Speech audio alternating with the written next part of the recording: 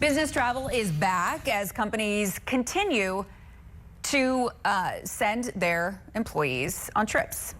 They return to those pre-COVID practices. It's set to hit a record, actually, in 2024. Global spending on business travel is projected to top $1.5 trillion next year. That tops the previous record that was set in 2019 before the pandemic. So let's talk a little bit more about this with Chris Dane. He's with us now to look more into all of this as the president of Hickory Global Partners, which is a corporate travel company. Thanks so much for taking the time to be with us. A lot of people hear corporate travel, and the image that comes to my mind, it's the executive that's flying business class, staying at a fancy hotel. What does corporate travel mean for the average person? Well, corporate travel obviously is far more than that. It's either what they call transient travel, it is group travel, it is basing people for an extended stay, say for like oil and gas crews or cruise lines. Those are all business travel trips. So it is both. It is white collar and blue collar travel.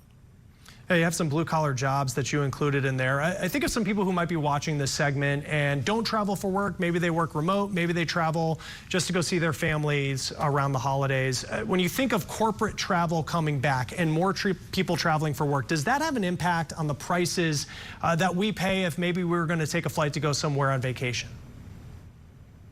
Well, corporate travelers typically pay the highest price today because they typically book close into travel. So it really doesn't have much of an impact other than to the extent that it helps to fill up the airplane or the hotel, and that inventory becomes less and less available, thus raising the lower end buckets, if you will, of the hotel and airline seats. But generally speaking, it really helps to keep leisure travel costs down, but it also makes leisure travel a little bit more restrictive in that many of the times they're non-refundable. You have to stay over a certain period of time to qualify, generally over a Saturday night. That still exists in some cases. So the corporate traveler, in many respects, is footing the bill for the leisure traveler. The workplace looks so different than it did in 2019. So many people have made their homes their office long-term. So how did these numbers bounce back so quickly? Well, you know, to your point, Chris, what has happened is we saw a bounce June 1 when many companies, particularly enterprise companies, were bringing people back to the office. And that had the effect of having an increase in travel. We saw it again after Labor Day at the enterprise level, whereby, again, there was another push to bring people back to the office on some level. But throughout all of this, you know, the small, medium businesses have really been traveling all the way through.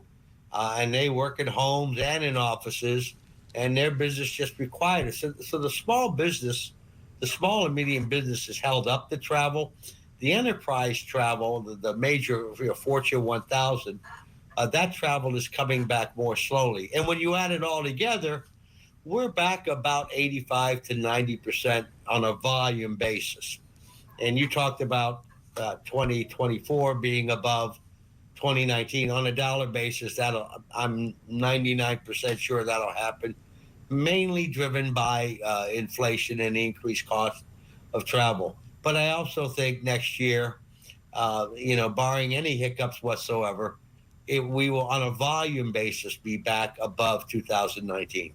Remember, the economy has grown over that Sure. 4 or 5 year period, so it still will be behind where it should have been had we not had COVID. And are these numbers big enough with people going back that I'll notice when I try to book a flight that there's less seats available and that the line for security is longer at the airport? You know, no. The short answer is no. You know, the airlines have been running pretty full. Today, as I said earlier, the small business enterprises small businesses have kept corporate flying and hotels full. Likewise, the leisure traveler has kept the hotels and airlines full. What we're starting to see on the leisure side is a little bit of pullback of that. So it'll really be more offset. It will not get. It cannot get any more full than it is today. That's and good to hear. May even see a little less so as leisure pulls back. Anything that keeps that security line shorter, I'm good with. Chris Dane, thanks so much for taking the time. We appreciate it. Carolyn? Certainly good to